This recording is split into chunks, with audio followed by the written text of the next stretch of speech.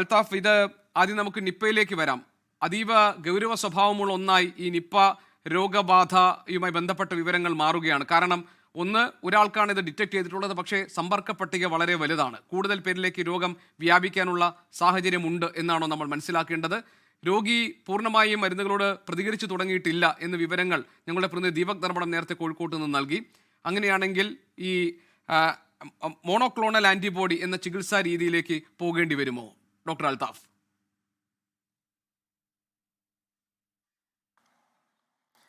ഇപ്പോൾ നിലവിലുള്ള രോഗിയുടെ ചികിത്സയെ സംബന്ധിച്ച് നമുക്കിപ്പം നേരത്തെ തന്നെ ഇന്നലെ തന്നെ അതിനെക്കുറിച്ചുള്ള വിശദാംശങ്ങൾ അറിഞ്ഞതനുസരിച്ചിട്ട് വളരെ ഗുരുതരമായ ഒരു അവസ്ഥയിൽ തുടരുകയാണ്.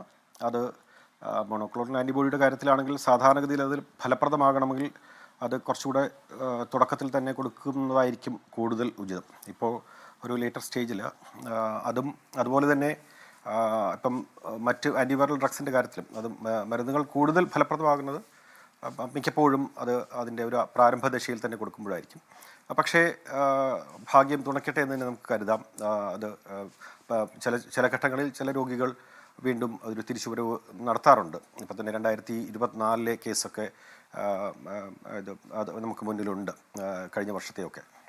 അപ്പോൾ ഇതിൽ ഒരു കാര്യം മനസ്സിലാക്കാനുള്ളത്, ഇപ്പം നമ്മൾ രണ്ട് രോഗങ്ങളെക്കുറിച്ച് ചർച്ച ചെയ്യുന്നു. രണ്ടും തീർത്തും വ്യത്യസ്തമായിട്ടുള്ള ഡൊമൈനിലുള്ള രണ്ട് രോഗങ്ങളാണ്. അത് മനുഷ്യരിലേക്ക് എത്തുന്നത് എങ്ങനെ, അതിൻ്റെ റൂട്ട് കോസ് എന്താണ്, അതുപോലെ തന്നെ അതിൻ്റെ മറ്റ് അതിൻ്റെ ആശങ്കകൾ എന്തെങ്കിലും ഉണ്ടെങ്കിൽ അതെങ്ങനെയാണ്, ഇത്തരം കാര്യങ്ങൾ ചർച്ച ചെയ്യുമ്പം തീർച്ചയായിട്ടും ഇത് രണ്ടും രണ്ട് ദിശയിലുള്ള കാര്യങ്ങളാണ്. എന്തായാലും ആദ്യം നിപ്പയെക്കുറിച്ച് പറയുകയാണെങ്കിൽ, നിപ്പ 1998 ലോകത്തിൽ ആദ്യമായിട്ട് മലേഷ്യയിൽ റിപ്പോർട്ട് ചെയ്തതും അതിനുശേഷം കേരളത്തിൽ 2018 ആദ്യം റിപ്പോർട്ട് ചെയ്യുന്നു.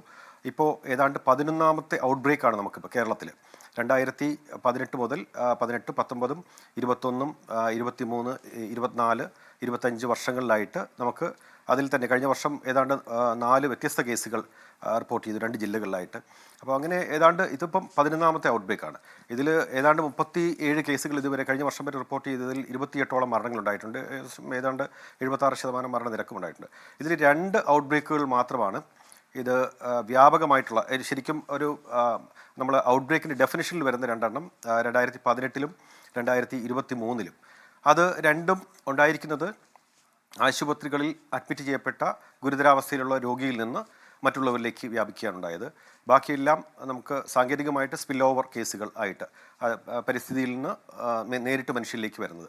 അത് വവ്വാലിൽ നിന്നാണ് മനുഷ്യരിലേക്ക് വരുന്നത് നമുക്കറിയാം. പക്ഷേ അത് എങ്ങനെയാണ് അതിൻ്റെ ഒരു ഇൻ്റർമീഡിയറ്റ് ഒരു മാർഗം എന്താണെന്നുള്ളത് ഇനിയും പൂർണ്ണമായിട്ടും കണ്ടെത്തേണ്ടിയിരിക്കുന്നു കേരളത്തിൻ്റെ കാര്യത്തിൽ. ഇപ്പം മലേഷ്യയുടെ കാര്യത്തിൽ നമുക്കറിയാം, അത് പന്നി ഫാമുകളിൽ പന്നിയിൽ നിന്ന് മനുഷ്യരിലേക്ക് വന്നു എന്നുള്ളതും, അതുപോലെ ബംഗ്ലാദേശിലും ബംഗാളിലുമുള്ള കേസുകളിൽ ഈ പനങ്കള്ള് കുടിക്കുന്നവരുടെ കാര്യം, അങ്ങനെയുള്ള ജീവിതശൈലിയുമായിട്ട് ബന്ധപ്പെട്ടുള്ള ഒരു രീതിയാണെന്ന് മനസ്സിലാക്കാം. പക്ഷേ കേരളത്തിൽ ഈ 10 കേസുകൾ, നേരത്തെയുള്ള 10 കേസുകളുടെ കാര്യത്തിലും കൃത്യമായിട്ടുള്ളൊരു നമുക്ക് അതിൻ്റെ മൂലകാരണം കണ്ടെത്താൻ ഇതുവരെ സാധിച്ചിട്ടില്ല.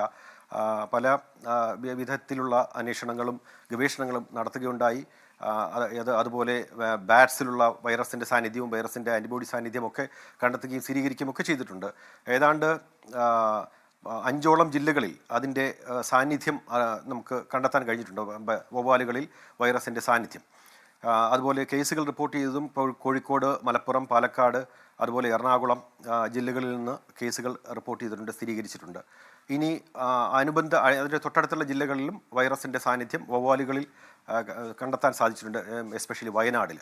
അപ്പോൾ അതുകൊണ്ട് നമുക്കിനിയിപ്പം യഥാർത്ഥത്തിൽ ഇപ്പം കേരളം നിപ്പയുടെ കാര്യത്തിൽ ചെയ്തുകൊണ്ടിരിക്കുന്നത് ഒരു ഫയർ ഫൈറ്റിംഗ് മോഡിലുള്ള നമ്മൾ സാധാരണ ഒരു പ്രശ്നമുണ്ടാകുമ്പോൾ അതിൻ്റെ പുറകെ പോകുന്ന ഒരു രീതിയാണ് ഇപ്പോൾ അവലംബിക്കുന്നത്.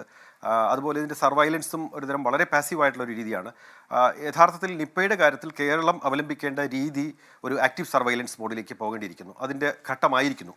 കാരണം തുടരെ അടുത്തടുത്ത വർഷങ്ങളിൽ വ്യത്യസ്തമായിട്ടുള്ള ഔട്ട്ബ്രേക്കുകൾ ഉണ്ടാകുന്നു, അത് വ്യാപിക്കാനുള്ള സാധ്യതയുണ്ട്. അപ്പം കൃത്യമായിട്ടുള്ള ഒരു ആസൂത്രണം ഇക്കാര്യത്തിൽ ആവശ്യമുണ്ട്.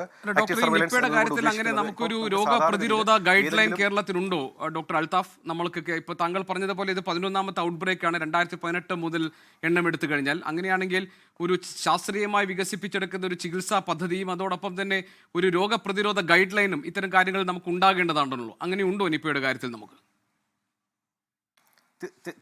തീർച്ചയായിട്ടും നമുക്ക് അവൈലബിൾ എവിഡൻസസ് വെച്ചുകൊണ്ട് തീർച്ചയായിട്ടും ഉണ്ട്. കാരണം ഞാൻ നേരത്തെ സൂചിപ്പിച്ചു എങ്ങനെയാണ് മനുഷ്യരിലേക്ക് വരുന്നതെന്നുള്ളത് മലേഷ്യയിലും സിംഗപ്പൂരിലും ഫിലിപ്പൈൻസിലും ബംഗ്ലാദേശിലും ബംഗാളിലും ഒക്കെ നമുക്ക് കണ്ടെത്താൻ കഴിഞ്ഞിട്ടുണ്ട്. പക്ഷേ കേരളത്തിൻ്റെ കാര്യത്തിൽ കൃത്യമായിട്ട് നമുക്ക് അതിലേക്ക് എത്താൻ കഴിഞ്ഞിട്ടില്ല. അതുകൊണ്ട് തന്നെ മനുഷ്യരിലേക്ക് വവ്വാലിൽ നിന്ന് മനുഷ്യരിലേക്ക് എങ്ങനെയാണ് പകരുന്നത് എന്നുള്ളതിനെക്കുറിച്ചുള്ള കൃത്യമായ കാരണങ്ങൾ ഇനിയും കണ്ടെത്തേണ്ടിയിരിക്കുന്നു. അതുകൊണ്ട് ആ പ്രതിരോധ മാർഗം എന്താണെന്നുള്ളത് ഇപ്പം നമുക്ക് നിഗമനങ്ങളിൽ എത്താൻ മാത്രമേ സാധിക്കുകയുള്ളൂ. അതേസമയം മനുഷ്യരിൽ നിന്ന് മനുഷ്യരിലേക്ക് വ്യാപിക്കുന്നത് ആശുപത്രികളിലെ അണുബാധ നിയന്ത്രണ സംവിധാനവുമായിട്ട് ബന്ധപ്പെട്ടുള്ളതാണ്. അത് 2018 സംഭവത്തിലും അങ്ങനെ തന്നെയാണ്. 3 ആശുപത്രികളിൽ ആ രോഗികൾ അഡ്മിറ്റ് ചെയ്യപ്പെട്ട ആശുപത്രികളിൽ നിന്നാണ് മറ്റുള്ളവർക്ക് 23 കേസുകളിൽ 22 കേസുകളും ആദ്യ രോഗിയിൽ നിന്ന് 19 പേർക്കും പിന്നീട് 3 പേർക്കും മറ്റുള്ള രോഗികളിൽ നിന്ന് പകർന്നു. അങ്ങനെ ഒരു സാഹചര്യമായിരുന്നു. അതിലാകെ ഒരൊറ്റ കേസ്, ആദ്യത്തെ കേസ് മാത്രമേ പരിസ്ഥിതിയിൽ നിന്ന് വന്നിട്ടുള്ളൂ, വവ്വാലിൽ നിന്നാണെങ്കിൽ വന്നിട്ടുള്ളൂ. അതുപോലെ 2023 കേസിലും 6 പേർക്ക് വന്നതിൽ ഒരാൾക്ക് മാത്രമേ പ്രകൃതിയിൽ നിന്ന് കിട്ടിയിട്ടുണ്ടാവാൻ സാധ്യതയുള്ളൂ. ബാക്കിയുള്ള മുഴുവൻ പേർക്കും അയാൾ ആദ്യത്തെ രോഗിയിൽ നിന്നാണ് പകർന്നത്. അപ്പോൾ നമുക്ക് ഈ രണ്ടാമത്തെ സെക്കൻഡറി ട്രാൻസ്മിഷൻ്റെ കാര്യത്തിൽ നമുക്ക് കൃത്യമായിട്ടുള്ള പ്രോട്ടോകോൾസ് പാലിക്കാൻ സാധിക്കും. അത് ആശുപത്രി അണുബാധ നിയന്ത്രണ സംവിധാനം കൃത്യമായി പാലിച്ചാൽ മാത്രം മതി. അതിൽ മറ്റൊരു കാര്യം ശ്രദ്ധിക്കേണ്ടത്, ഇതിൽ ഏതെല്ലാം രോഗികളിലാണ് ഇത് സംശയിക്കേണ്ടത് എന്നുള്ളതിനെക്കുറിച്ചും കൂടെ നമുക്ക് ഇത്തരത്തിൽ ചർച്ച ചെയ്യേണ്ടതുണ്ട്. സാധാരണഗതിയിൽ ഇപ്പം നിപ്പ ബാധിക്കുന്നത് പനിയായിട്ടായിരിക്കും ആദ്യം വരിക. അത് കഴിഞ്ഞിട്ട് അത് തലച്ചോറിലെ നീർവീക്കമായിട്ട് മാറാം. അതുപോലെ ശ്വസനത്തിലെ ബുദ്ധിമുട്ടുകളായിട്ട് വരാം, അക്യൂട്ട് റെസ്പിറേറ്ററി ഡിസ്ട്രസ് സിൻഡ്രോം ആയിട്ട് വരാം. അതുപോലെ അക്യൂട്ട് എൻസെഫലൈറ്റിസ് സിൻഡ്രോം. ഈ 2 രോഗലക്ഷണങ്ങളുടെ ഒരു കൂട്ടമാണ് സാധാരണഗതിയിൽ റിപ്പോർട്ട് ചെയ്യപ്പെടുക. അതിലാണ് നിപ്പ കണ്ടെത്തുക. അപ്പം നമുക്ക് ചെയ്യേണ്ടത് ഇതുപോലെ സമാനമായിട്ടുള്ള നിരവധി കേസുകൾ പല ജില്ലകളിലായിട്ട്, പ്രത്യേകിച്ച് മലബാർ ജില്ലകളിൽ കഴിഞ്ഞ വർഷങ്ങളിൽ തുടരെ റിപ്പോർട്ട് ചെയ്യുന്നുണ്ട്. 100-ലധികം കേസുകൾ തന്നെ AES കഴിഞ്ഞ വർഷങ്ങളിൽ പ്രത്യേകിച്ച് മലബാറിലെ ഈ 2-3 ജില്ലകളിലായിട്ട് റിപ്പോർട്ട് ചെയ്യപ്പെടുകയുണ്ടായിട്ടുണ്ട്. അതിൽ 1/3 മരണങ്ങൾ ഉണ്ടായിട്ടുണ്ട്. നമുക്ക് വേണ്ടത് കൃത്യമായിട്ടുള്ള ഈ ഒരു ആക്റ്റീവ് സർവൈലൻസ് എന്ന് ഞാൻ ഉദ്ദേശിച്ചത്, ഇത്തരം ടെസ്റ്റ് കേസുകളെല്ലാം തന്നെ നമുക്ക് ടെസ്റ്റ് ചെയ്ത് അത് നിപ്പ ഇല്ല എന്നുള്ള ഉറപ്പുവരുത്തേണ്ടതുണ്ട്. അതിന് സാധാരണഗതിയിൽ ഇപ്പോൾ ചിലവേറിയ സാങ്കേതിക വിദ്യയാണ് നമ്മളിപ്പോൾ ഉപയോഗിക്കുന്നത്. RT-PCR വെച്ചിട്ടുള്ള അതിന് ചിലവും അതുപോലെ തന്നെ അതിൻ്റെ നമുക്ക് ലോജിസ്റ്റിക്സിൻ്റെ പ്രശ്നമുണ്ട്. പക്ഷേ അതേസമയം ട്രൂനാറ്റ് പോലുള്ള സ്ക്രീനിങ് ടെസ്റ്റ് സാങ്കേതികങ്ങൾ ഉപയോഗിക്കാൻ സാധിക്കും. ആ രീതിയിൽ മുഴുവൻ AES ARDS കേസുകളും ടെസ്റ്റ് ചെയ്ത് അതിൽ നിപ്പ ഇല്ല എന്നുള്ളത് ഉറപ്പുവരുത്തേണ്ടിരുന്ന രീതിയിലേക്ക് നമുക്കൊരു ആക്റ്റീവ് സർവൈലൻസ് മോഡിലേക്ക് കേരളം മാറേണ്ടിയിരിക്കുന്നു.